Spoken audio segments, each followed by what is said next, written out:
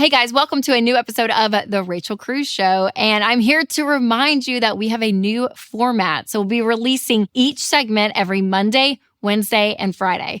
Hope you like it. Take a listen.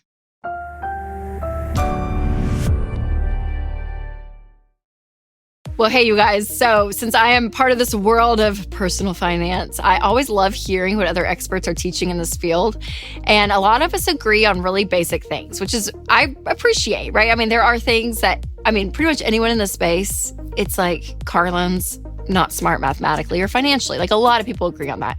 Maybe investing strategies are different. Maybe even the way we talk about debt is different. But I always find it interesting, people's nuances when they're teaching about money and their perspective on it. So whenever a book comes out around money, I usually try to read it. And my neighbors kept talking about this one book, and I was like, I've got to read it. It's called Die with Zero by Bill Perkins. And listen, y'all, it was a really interesting book. And I would say like 85% of it, I was like, all right, I could get there. So today I want to talk to you about some of my takeaways from that book, maybe a few ideas that we kind of differ on. But again, I think it's always important to learn, to grow, to understand people's perspective, because it could kind of shift some of yours in a good way. And I'd be curious what you guys think. So be sure to stick around to the end or drop your thoughts in the comments. Okay, like the title suggests, the main concept is to die with zero, which makes me very nervous already. But listen, he argues, the author, that says normally you would just leave an inheritance or money that you've, been saving your whole life, and maybe you have it designated to your kids, or maybe you have it designated to charity or whatever it may be. But would it be more fulfilling in your life if you actually did those things while you were alive?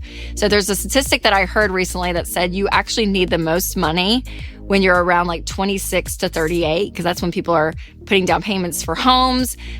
People are, replacing cars. They're paying off their college debt. Like that age time period is really expensive. So he would argue, instead of leaving an inheritance to your kids, why don't you just give them some money now that's going to help them in their life propel forward, which I thought was really interesting. Now, before I share the main points of the book, I want to tell you about one of our sponsors, Christian Healthcare Ministries. So when you go against what society thinks is, quote, normal, like avoiding debt, for example, it might seem weird at first, and that is totally okay. We want you to be weird if that means that you're doing things intentionally, including how you spend your healthcare dollars. And one way to be intentional is with Christian Healthcare Ministries. CHM isn't health insurance. They're a health cost-sharing ministry that's helped hundreds of thousands of families like yours take care of healthcare costs without sacrificing their freedom. So find out more and join at chministries.org/budget. That's chministries.org/budget. Okay, so I want to break down kind of the three main ideas that I took away from the book and the pros and the cons of them. So, number one, he would say we don't need a bunch of wealthy 70-year-olds who are now tired of traveling. And actually, when it comes to their day-to-day life, there's just not that much, that they need to spend money on, but yet they could potentially have millions and millions of dollars.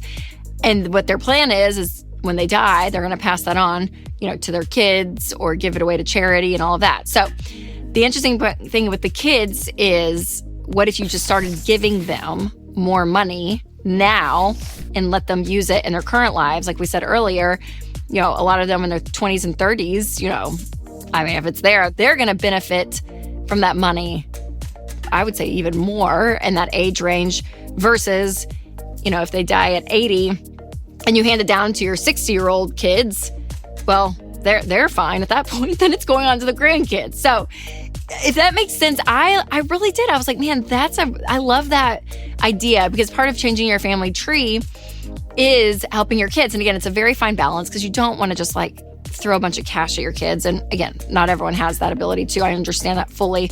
If you're on the baby steps, you're probably thinking, okay, Rachel, that's great for someone else. But if you have that mindset, there is something about intentionally, when you give money or spend money that your kids are able to use for assets or for themselves, it's a really beautiful thing. Now, the con is that your kids still need to build character. There's dignity that they still have to work and they still have to provide for themselves. So it's almost like you don't want to give them so much so they don't have to do anything. But could you give them enough while you're still alive to help them start off on the right foot? It's an interesting concept. All right, number two is, if you're planning to donate a large sum of your money, do it now.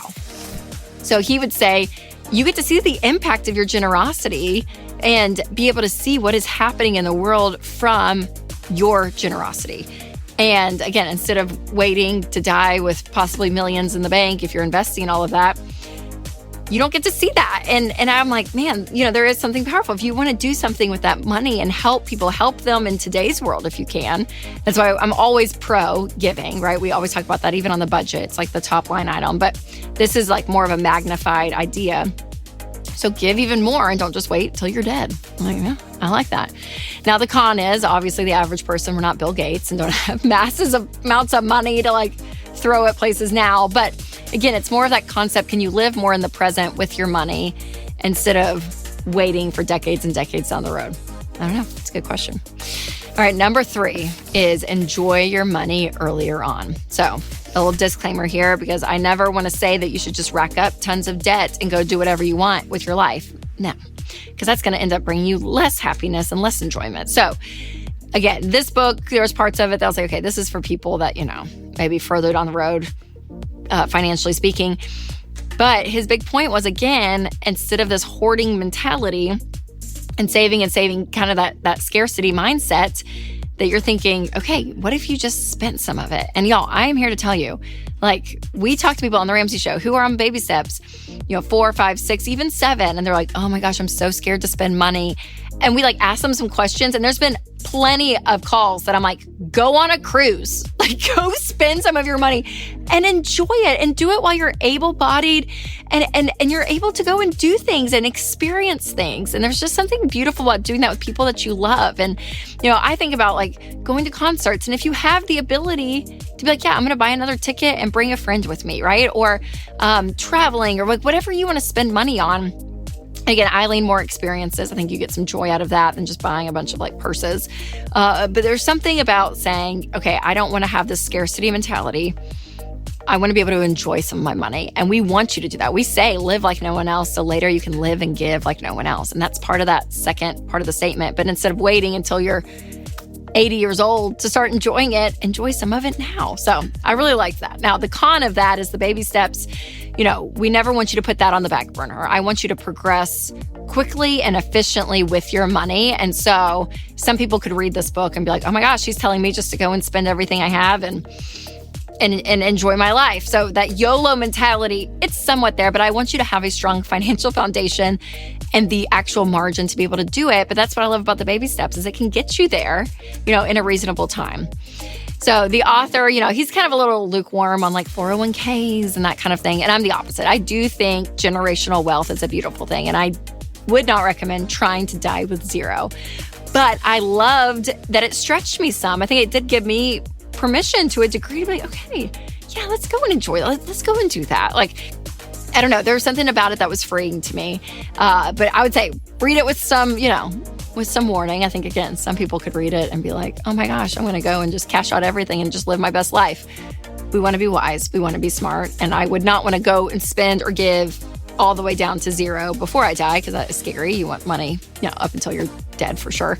And if you had some left over, that's good too, right? So again, there's just this different concept, which I really appreciated and I liked. So I'm glad that I read the book.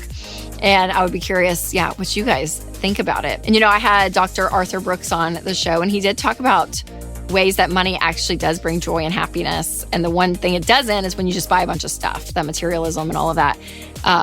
So when I hear him say that, and then I read this book, I'm like, man, there is a beautiful thing of giving today, enjoying your money today, maybe helping your kids more than you thought you would today if you can. So again, there's some great stuff, but the reality check too is after years of working the baby steps, that foundation still has to be laid first. Now, if you thought this episode was interesting and you want to check out my episode on the book that changed how I think about money, that one is next. Remember, you guys, to take control of your money and create a life you love.